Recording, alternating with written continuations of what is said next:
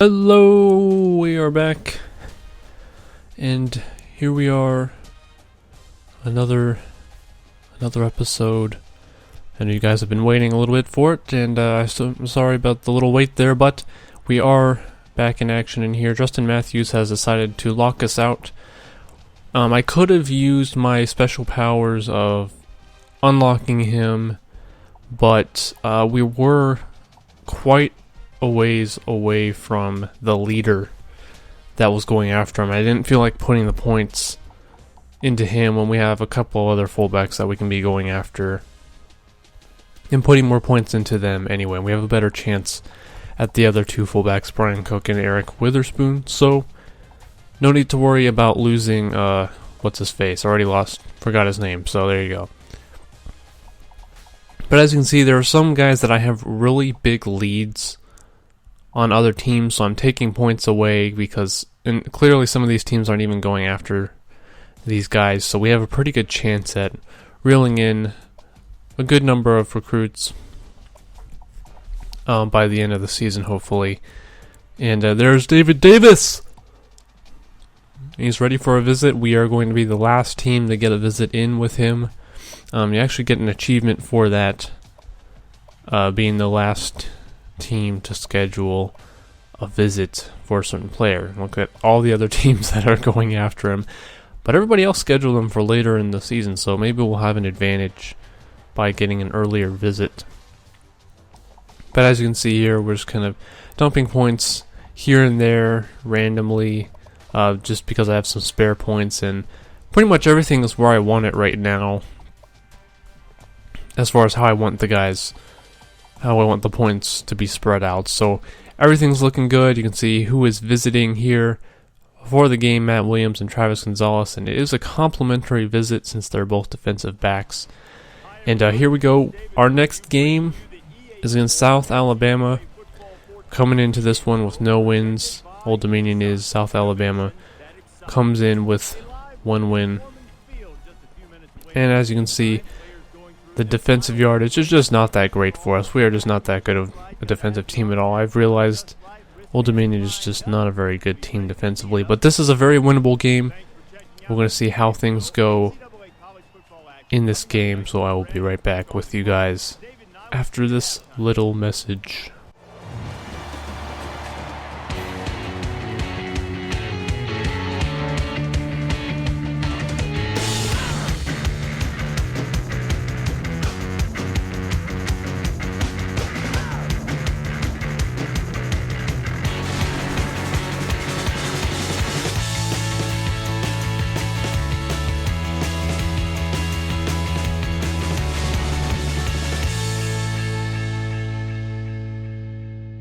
Alright, here we are, taking on South Alabama, and it's kind of funny when you see their abbreviation there on the score line. It's USA, and their colors are red, white, and blue, so you kind of, they could be like Team USA. But here, right off the bat, like, what's going on? Jeremy Jones gets a 53-yard return to open up the game, and not a good start, but we are at home, so hoping for good results, and maybe Old Dominion's first win at this level. I mean, it would be nice to finally get a win. First of this dynasty, first FBS win for Old Dominion. It would be really nice to get it at home especially, but this guy right here, freaking quarterback, he's looking all shifty. I don't know what the deal is, but our defense just has such a hard time with quarterbacks like that. Although Old Dominion's defense is just pretty horrible in general. I mean, I'm sorry, but it's just really bad. And it's Dimitri Baker who gets 7-yard touchdown run. Pretty quick drive for South Alabama. They went right down and punched it in. So first play of our next drive, looking to get something going offensively. I mean, we've had some good offensive showings recently, but still can't seem to get the big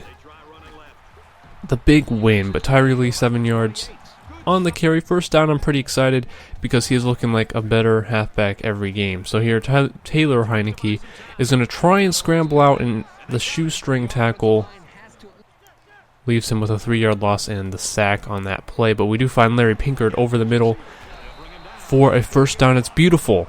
It's beautiful, Larry Pinkard. And running out of the flex bone, Tyree Lee for about 10 yards. And you're going to notice in the upcoming games after this one, we have eliminated the flex bone from the playbook and have replaced it with some more single back formations and a few more shotgun formations as well, because the flex bone just isn't really working out too well for this team. They're not built for it, so it will be leaving our playbook in the upcoming games. But here we try to run the ball on 3rd down. The defense is all over it. Also, poor decision by Lee, because he should have just kept it inside instead of trying to bounce it outside. And here we do pin South Alabama back in their own territory, and this almost looked like a safety, but it would be a loss of 7 and would pin them right about the 2-yard line. And then Caleb Taylor gets a hand in there. He's a very good linebacker, probably the only consistently good player on the defensive side of the ball. But here, let's look at this gigantic tight end or something. I don't know what he is. He is huge, though.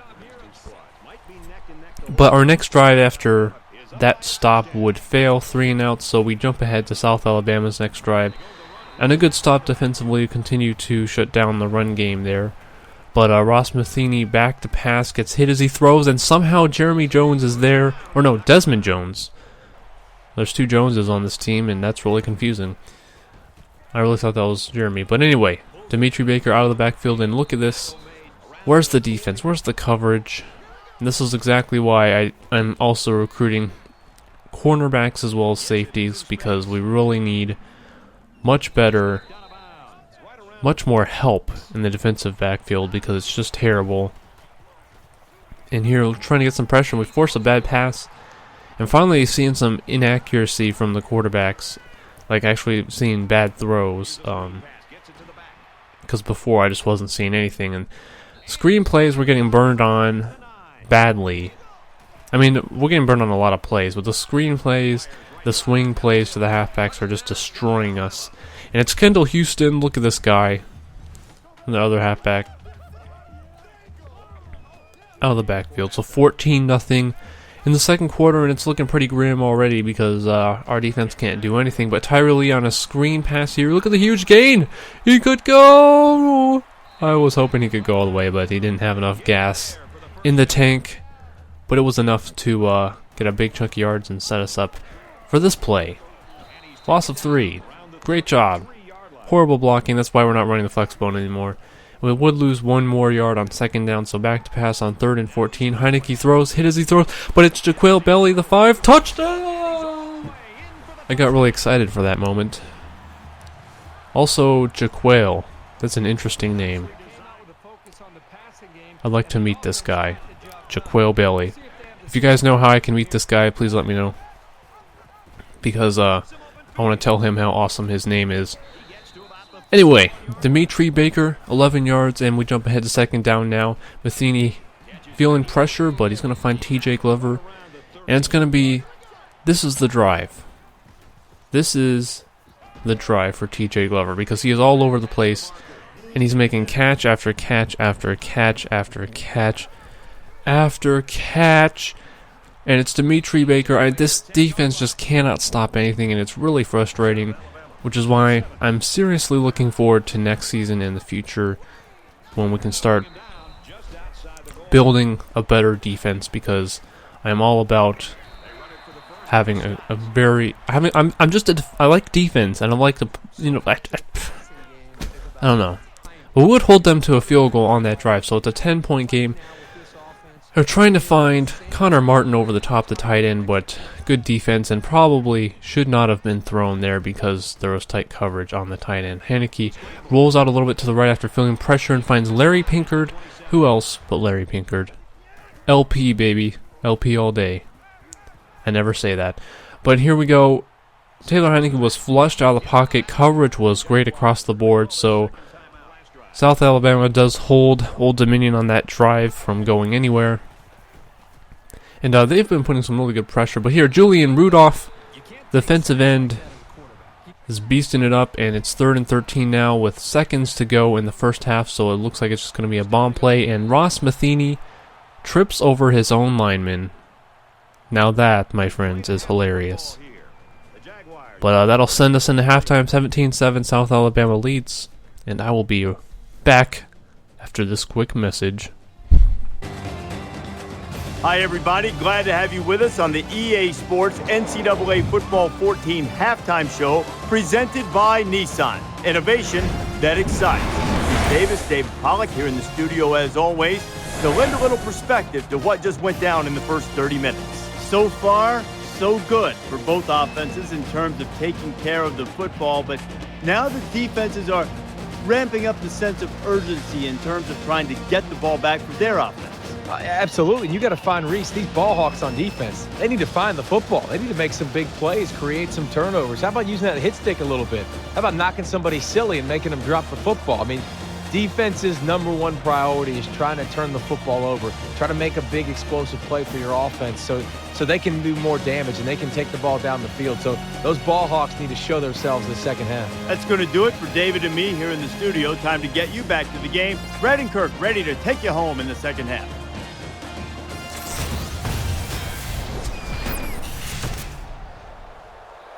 Alright guys, so after a little halftime meeting, we get the ball to start the second half, and Connor Martin had his man beat and he drops it. What is he doing? I don't know if the sun got in his eyes or what, but it was pretty bad. And then another just bad play, good defense though. And so Old Dominion fails to do anything on that drive to start the second half, and they are going to burn us here big time. Thankfully was saved there, touchdown saving tackle, but they're going to run another screen play here, and this is just eating our defense up all day long. And it's another touchdown for Dimitri Baker, 25-yard reception, and it's just a punch in the face. It's a punch in the face, 24-7. It's just getting pretty ugly. And here Tyree Lee is going to be found for a quick little 11-yard reception, and you gotta like those little plays here. But David Washington comes in, run a little option, and he's going to get 10 yards on the play to set up 2nd and inches, which we would in fact get the first down. We go ahead to 2nd and 7 on the next play, and Larry Pinkard gets his poor little head taken off. Poor little head. We did get the first down on 3rd down there, so new set of downs to help keep this drive alive. We've got to keep going, got to punch this ball into the end zone, otherwise this game is pretty much over. But Heineke flushed out of the pocket, able to get about 11 yards. And he's not too bad when he can take off and run. And give it a little off to Tyree Lee out of the shotgun there, but would be no cigar. So 4th and 5. And we're going to fake field goal. It's a fake field goal. David Washington to Gerard Shillow in the end zone. We faked him out on 4th down, said, I'm not going to settle for a field goal. And it's David Washington to Gerard Shillow on the fake field goal. Totally caught them off guard. Usually those fail. I've done fake field goals in the past in NCAA games and they never work. But now it's a 10-point game. 2nd and 10, our defense trying to make a stop here to try and give our offense a chance. And we're forcing bad passes. Ross Matheny twice in a row now with a couple of bad passes. So it sets up 3rd down, and it would be Jeremy Jones this time, and it would be stopped short. Our defense steps up. Finally, we get a stop. Heineke back to pass on 1st down. He's going to find Blair Roberts. Blair Roberts is going to go all the way for the touchdown. And after being down 24-7, Old Dominion is going to climb back within a field goal right at the end of the 3rd quarter. So we enter the 4th quarter. It's a 3-point game now, and it's anybody's game. Anybody's. TJ Glover here on 2nd and 9. He gets 7 yards. And a big 3rd down for the Old Dominion defense. And Ross Matheny runs a little option and does get the first down there. Catches the defense sleeping on that play. Did not expect him to keep that little option there. And then he throws that ball. I don't know where he was throwing that ball. He just launched it. It's like, I don't know what's going on. And guess what? They run another freaking screenplay. You think we would learn to be on the lookout for the screenplay, and they continue to just destroy the defense with it. So it will be a new set of downs for South Alabama, and it's TJ Glover again. This guy is just a monster, apparently. I don't know. In this game, he was a monster, although just about anybody could look good. But look at this play. They run an option. We busted up with the defense, forced the fumble, and it would be 4th down. And South Alabama would, in fact, settle for a field goal on this drive, so it's a 6-point game. With 4.5 minutes to go, and Old Dominion can take a lead with the touchdown. So on 3rd and 7 after that bad pass, Heineke is pressured and forced into making that pass. It's a 3-and-out, a horrible offensive drive for Old Dominion. Just terribleness all over the board. Dimitri Baker, look at this. A pretty good chunk of yards there to set up 1st down, and here Ross Matheny on the option keeper. What is going on? Why does this happen to me? Why? Hoping for a turnover, hoping for something, because South Alabama is trying to eat as much clock as they can, trying to put this game away. Kendall Houston gets it, and he is going to get in the end zone for the 2nd time this game. And South Alabama would go for 2 to make it an even 14-point game. We're going to find Jaquil Bailey. I want to meet this guy. Look at that. Look at those yards, man. 15 yards for Bailey. We're hurrying up the offense here, trying to use as little time as possible and trying to get on the board. And we can't quite find Connor Martin again over the top. So 3rd and 10. And we're running a big, deep play to Antonio Vaughn. Does he have enough gas to make it? Does he have enough speed? No, he doesn't. He gets caught. But it's 56 yards on that play. And on 2nd and goal, David Washington comes in back to pass, and he's going to find Larry Pinkard for the touchdown. And David Washington, 2 for 2, 2 touchdowns. He comes in for a short time in this game and throws 2 touchdowns. Now we have all our timeouts here, and on 2nd down, they're going to put it away. That's it, guys. They would run the clock out, and our comeback falls short. Dimitri Baker there, the player of the game. Not too surprising, as much yards as he had in that game. And it was tough. Tough to lose that one because it felt like we could come back and actually pull off the win after being down by 17 points. But the Jaguars do win 35-28 here, and you can see Washington's quarterback rating is off the charts, mainly because of the 2 touchdowns and the fact that he did have 100% completion, even though it was only 2 passes. Our running game didn't do too well. It was pretty much held down by South Alabama's defense. They did a good job against the run. Really couldn't get anything consistent going, and we did get 3 sacks on the defensive side of the ball, Caleb Taylor included, but Matheny 24-33, 282, and 2 touchdowns. Despite being sacked 3 times, he still had a great game. And I tell you what, it was Glover and Baker who were eating us up. But look at all the different receivers they had thrown to in this game. It's ridiculous. Absolutely ridiculous. And Charles Harris led the tackling on the defensive side of the ball. And my goodness, we still can't get that first win. It is very elusive. Very, very elusive. In other games around the country, there you go. Bada boom, bada bing.